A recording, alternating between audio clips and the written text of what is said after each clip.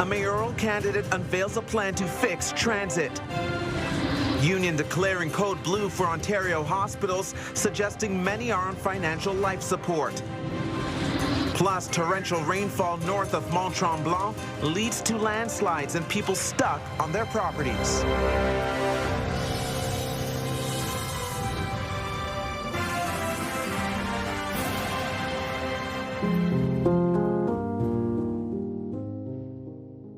The CTV News family deeply saddened to report tonight the passing of legendary broadcaster Lloyd Robertson. Our former chief news anchor was a staple in Canadian households for decades. He delivered CTV's national newscast with professionalism and class while mentoring several journalists that would come after him. Our condolences to his family and a personal thank you for making time for this journalist when he was just starting out in his 20s. Lloyd Robertson was 92 years old. Good evening. With anticipation of a new wave of crowds hopping on public transit this fall, one mayoral candidate is getting out front to unveil his transit plan. But while candidate Jeff Leiper says he has a solution, some point out he is a longtime councillor who was there before there were major problems. Here's CTV's Leah LaRock. Rabina Balid has to get to Saint Laurent for an appointment in just over an hour. Don't know how long I have to wait for the bus, and the bus that I have to take have to take it a long way downtown. Transit becoming a major issue in the race for mayor. Councillor Jeff Leiper unveiling his 5-point plan to fix OC Transpo, including reversing cuts introduced through new ways to bus and bringing back a citizen representative on Transit Commission. A lot of this can be found by reprioritizing money within the budget. We don't necessarily have to increase taxes. We absolutely do need more help from the federal and the provincial governments, and the commitment that I've made to residents is to be very vocal with Queen's Park and with the Prime Minister about what Ottawa needs. Leiper's opponents, including Neil Saravanamuttu, striking back. We have a transit system in crisis. What he's put forward are largely just reversing cuts in the past, and that is important, but it's not going to restore transit to where we need it to be. Incumbent Mark Sutcliffe's campaign saying after 12 years on council, Leiper has had plenty of time to deliver on transit. Instead, he's just now offering a plan that contradicts his own record and leaves Ottawa taxpayers to foot the bill. And candidate Alex Lawson saying, unless you're willing to get down and dirty into the details, then nothing is going to get fixed. That's why my plan can be counted by page numbers, not bullet points. The election is still months away, but speaking to residents, including those who use public transit today, they said they will be paying attention to all of the candidates' platforms, especially what they have planned for OC Transpo. Number one, I think the transit's been really bad in Ottawa and getting worse for the past 15 years, so it should be top priority of the city to fix it. It's very important to me. Why? Because always you're just, there's a problem with the transit. As for Balid, her bus came on time and is hoping that transit remains a key issue for Election Day on October 26th. I think it's important because people are relying on OC Transpo to get to work, get to appointments. Leah LaRock, CTV News. And we have a full list of mayoral candidates on our website and extended coverage of transit issues. Just go online to ctvnewsottawa.ca. Here's a live look through our Centennial Glass sky cam. It is 19 degrees outside right now as Jackie Perez gives us our first look at the forecast. Jackie. Well, clear skies are in the forecast for the overnight, 14 degrees, so still a little bit cool, but tomorrow we are warming up to 29. Similar to what we saw today, humidity values will feel closer to 35. We will get some wind gusts as well, 20 to 40 kilometers per hour in the afternoon. It will bring a little bit of some cloud cover by the time 7 p.m. rolls around. The focus will be around the Kingston-Brockville area, but we won't see signs of precipitation until Thursday rolls around. Those details for you and more in just a bit. Thank you, Jackie. In other news, Ottawa police are investigating a daytime stabbing in Centertown that left one man with serious injuries. It happened in the area of Bank and McLeod Streets around 9:45 this morning. Paramedics found a man suffering from stab wounds at the scene. He was brought to hospital in stable condition. Police say the investigation is ongoing. No word on any arrests or suspects so far. Also, Ontario Provincial Police are renewing their appeal for information 6 years after the murder of an Ottawa man. 25-year-old Mohammed Amin Ismail was found dead alongside a road near Guelph, Ontario back in August 4th of 2020. No one has been arrested. Police are asking anyone with information to come forward, even if they believe the detail may be insignificant. In the meantime, 3 people from Akwesasne are facing charges in connection with an investigation into international drug smuggling. U.S. officials say drug trafficking activity was operating through Akwesasne and involved suspects allegedly exchanging methamphetamine for firearms. A 47-year-old, a 38-year-old, and an 81-year-old woman were arrested and charged last week. Back here in Ottawa, police are looking for a suspect who allegedly stole a specialty bike designed for an elderly man with Parkinson's disease. The 3-wheeled custom-made bicycle was taken from a driveway in Alta Vista sometime between July 12th and July 14th. The suspect is described as a man with long, brown, curly hair. At the time, he was wearing a red T-shirt and black pants. Turning now to the warning from a union representing hospital staff that the province's healthcare system is on financial life support. CTV's Siobhan Morris explains. On the eve of a provincial by-election call in a Scarborough riding, the Ford government celebrating the start of construction on a new emergency department at Centenary Health. This new state-of-the-art ED will reduce wait times and provide Scarborough Health Network with the additional capacity it needs. The department expected to open in 2031. The union representing staff who might work there sounding the alarm over funding, saying the current setup is unsustainable. We've gone into a situation where hospitals are borrowing money to be able to meet payroll and other costs. The whole $400 million deep. CUPE insists higher wages for medical staff are not the problem. Expenditures on drugs and contracted out and sundry services, where increases have risen in the 9 to 12% range per year. CUPE is calling on the province to pump an extra $5 billion into hospitals. To clear the surgical wait lists, to take people off the stretchers and hallways, and to add the capacity to make the system able to meet the demands of an aging population. The Minister of Health insists this government has ponied up in ways the previous Liberal government didn't. $1 billion a year for the last 4 years is not an insignificant sum of money. With over 3,000 new hospital beds in the pipeline and helping to establish new medical schools. So we're making the investment on the capital side. We're also making the investment on the health human resources, because you can't open beds if you're not going to have clinicians to serve. Sylvia Jones has tasked hospitals with coming up with plans to balance their books, but her ministry isn't sharing those reports. CUPE has counted some 1,300 job losses in Ontario hospitals since September. Siobhan Morris, CTV News. It was absolutely stunning to see the damage done in such a short period. Coming up, landslide in the Laurentians and how several people have been cut off from the rest of civilization. You're watching CTV News at 11:30 with Stefan Keys. You'll want to wait to fill up if you can. Gas prices are set to drop significantly this week. The average cost of regular gas in Ottawa today around $1.72, though some stations were selling for $1.60. Prices are expected to drop 10 cents a litre in Ottawa and Eastern Ontario on Thursday.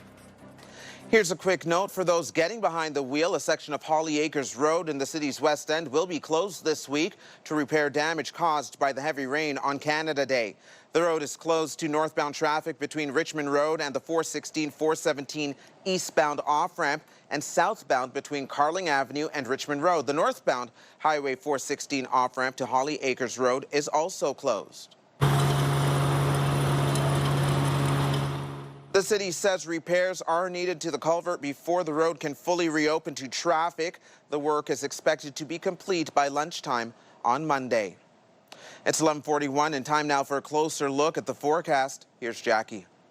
Breaking down tomorrow's conditions, we can see clear skies for our overnight. Even to the 7 a.m. hour, we anticipate lots of sunshine. So lather on the sunscreen. The sunshine will continue into the afternoon. Humidex levels will make it feel closer to 35. There might be a little bit more cloud cover, though, around the Kingston-Brockville area, but Ottawa still in the clear. Different story, though, by the time we get to Thursday. More in just a bit. Take a look at our temperatures. 16 to start things off. By the time 4 p.m. rolls around, 29 is the anticipated daytime high. We've got those wind gusts between 20 to 40 kilometers per hour, but it should calm down by the time the later evening rolls around. Now, tonight's lows across eastern Ontario hovering around 13 to 14 degrees. Slightly cooler, though, in Bancroft, down to 10 degrees for the overnight low, 11 in Gatineau. Tomorrow's daytime highs, lots of warm up really for much of eastern Ontario. 28, 29 degrees is what the anticipated temperature is. Now, we talked about the rain moving through. This is a picture of what will look like around midnight Thursday. We could see isolated showers around Brockville, Smiths Falls. Again, this could change. It's about a couple days away. We see this weather system moving in that could bring some light rain also moving through, focusing around Pembroke, not much in terms of Ottawa.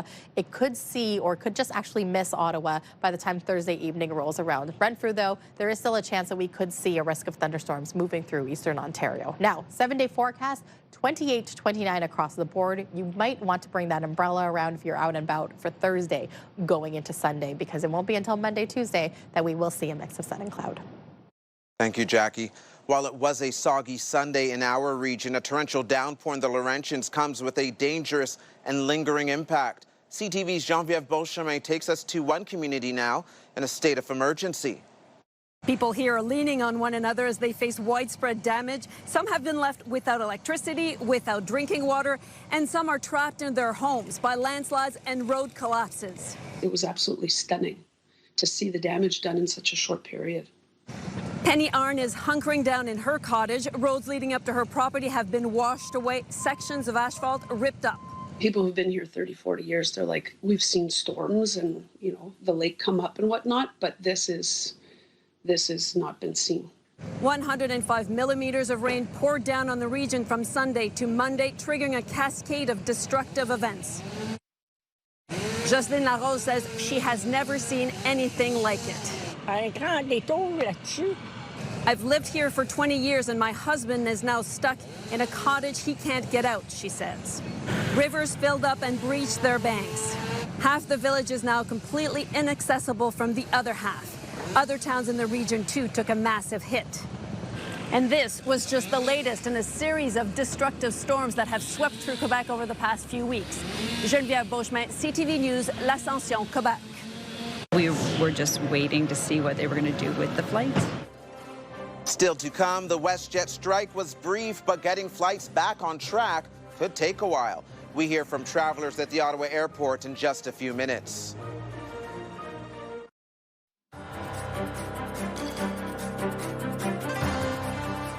The WestJet strike may have been short-lived, but tens of thousands of passengers are still scrambling to figure out their plans.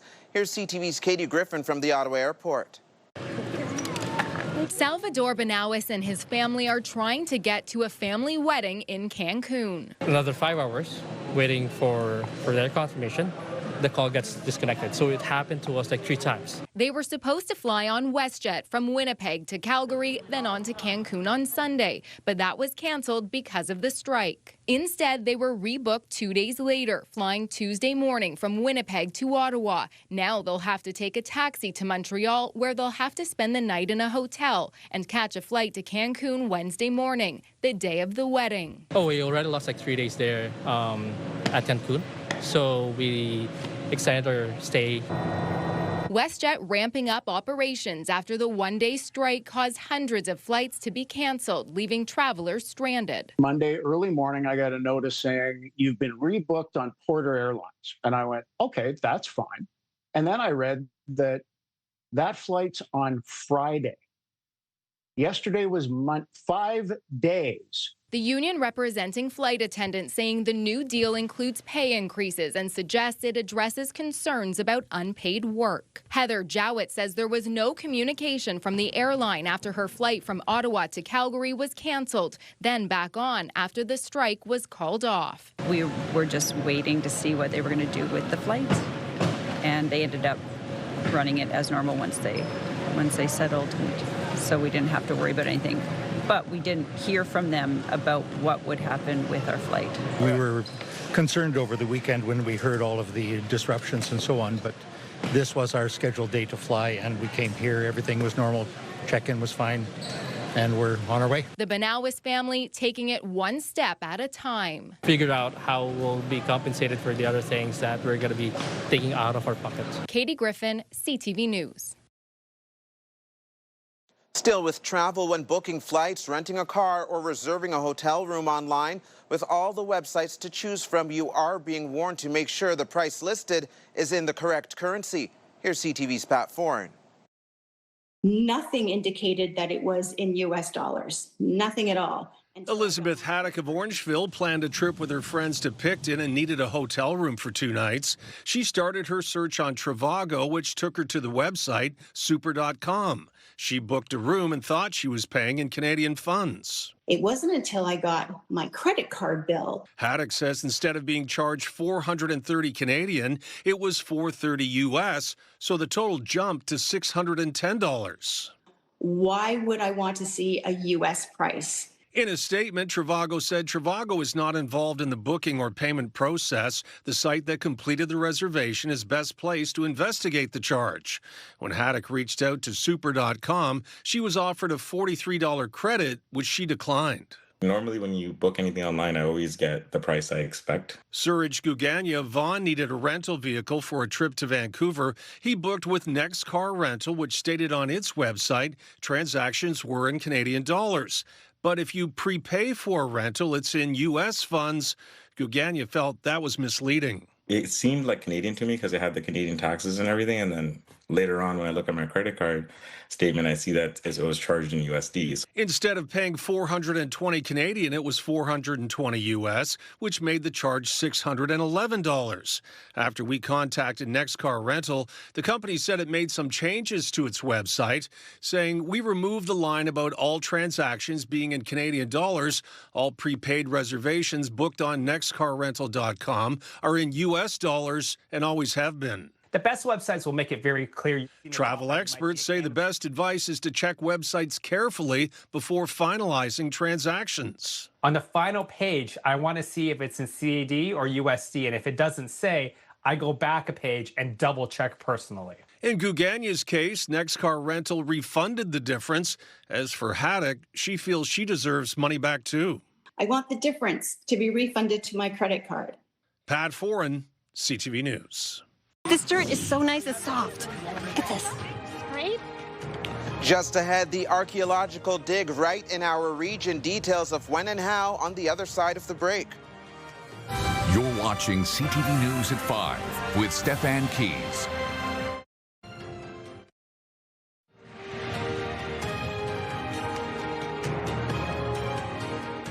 Welcome back. Studies show about 1/4 of adults suffer from delirium at some point during a hospital admission. But as CTV's Pauline Chan reports, artificial intelligence could soon play a key role in preventing that. Artificial intelligence can... Dr. Ramol Verma's interest in delirium sprang from his grandmother's experiences during leg surgery. And that was really striking for us because she was someone who was so mentally sharp and always very bright. And, you know, she was suddenly disoriented. She was talking about a wedding that wasn't happening. Dr. Fahad Razak says delirium is extremely common, affecting 20 to 30% of all Canadians hospitalized for any range of conditions. People are extremely confused. They may be very somnolent, so barely responsive. Other patients can be very agitated. They can not recognize family members or friends. They can have trouble eating or drinking. It is so serious that once you develop delirium, the chance of dying in hospital during that admission doubles. And even if you recover, your chances of your brain sustaining permanent damage, requiring you to move into long-term care, for example, more than doubles. That's what prompted Unity Health to look at ways to identify high-risk candidates for delirium. You can do it with very high precision, but it's very labor-intensive. So, for example, there's been a method that's developed that takes about 30 minutes to 2 hours per medical chart. Not very practical, but a an AI program developed by Unity Health using just 10 key factors is proving helpful. Harry Ennis's partner Bruce went through heart surgery last year. I asked him sort of key dates, like when's your birthday, when's my birthday, and he didn't know them. Ennis says the key is early identification of vulnerable patients. You can reduce the chance of delirium occurring by as much as 40%.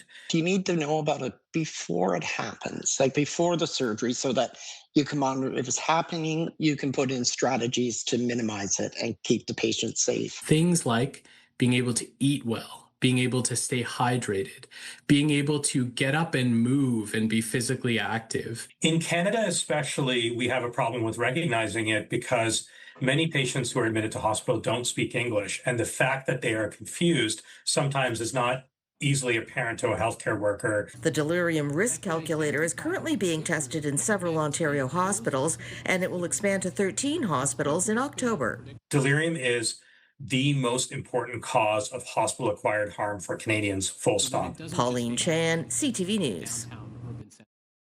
The National Capital Commission wants you to take part in their Summer of Discovery. Centuries of local history lie beneath 2 selected sites. CTV's Camille Wilson digs into this story, celebrating archaeology close to home. Jacqueline Pillsbury was not supposed to be here. I was supposed to be in the Azores. A canceled flight, Pillsbury made the last-minute decision to drive from her home in New Jersey to Ottawa for a vacation.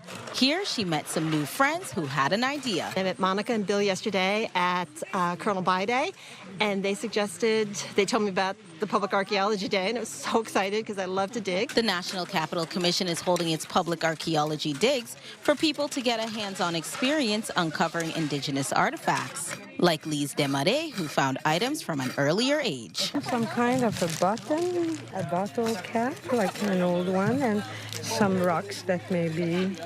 This one looks like a quartz. The digs will take place at Limy Lake Park and at Philippe Lake in Gatineau, guided by real archaeologists. We identified a new site in 2023 before they did work to rehabilitate the Lac Philippe campground, and now we're back to try and learn more about the site, figure out what Indigenous people were doing here, maybe how long ago the site was occupied, and see what we can find. It's interesting, and they explain to us what we have to do, and they show us the discovery. The NCC says there may be evidence of Indigenous settlements with arrowheads and pottery, and to find out exactly when people lived here. This dirt is so nice and soft. Look at this. You scrape. It's not rocky. The kicker? Pillsbury is already an archaeologist. I dig in New Jersey and Pennsylvania. I've dug in Israel, and I just do this for fun because I enjoy it. 13-year-old Octavia loves history and wants to go into archaeology and anthropology. You can connect with something you didn't even know was there. Participants are encouraged to come prepared with wearing long pants, a hat, gloves, and closed-toe shoes. This time, Pillsbury didn't come ready with her trowels, but there's always a next time. Well, I'm hoping to come back again next year and do this again, plan my vacation around it instead of happenstance. The Public Archaeology Digs runs until August 30th. Camille Wilson, CTV News.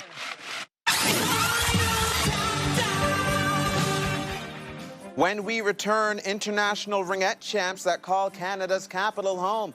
More on that right after this. Here's another live look through our Centennial Glass Sky Cam. The temperature outside right now, 19 degrees. And with the final check on the weather, here's Jackie.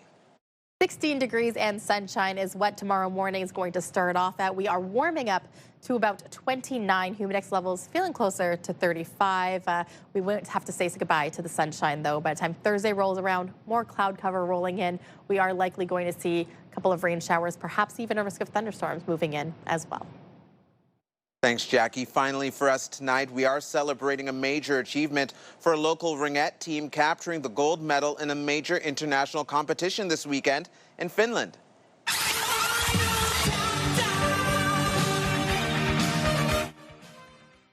The Ottawa Valkyries came out as the big winners in their U14 division at the annual Lions Cup International Championship. It is the largest ice hockey and ringette tournament series in Europe. Hundreds of teams from Europe and North America compete. The Valkyries are the only Canadian team to reach the podium at this year's tournament and the first Ottawa-based team to bring home gold. The team brings together competitive female ringette players from across the Ottawa region and is led by an all-female coaching staff. Congratulations to them on the big win. And in honor of Lloyd Robertson's recognizable sign-off, that's the kind of day it's been on this Tuesday, August 4th. Thank you to Lloyd for all of his contributions to Canadian broadcasting. And CTV News continues online anytime with our digital team keeping you up to date at ctvnewsottawa.ca. You can also watch our newscasts live on the CTV News app, and for news on the go, listen to News Talk Radio 580 CFRA. For all of us here at CTV News, thank you so much for watching. Have a wonderful night and stay safe.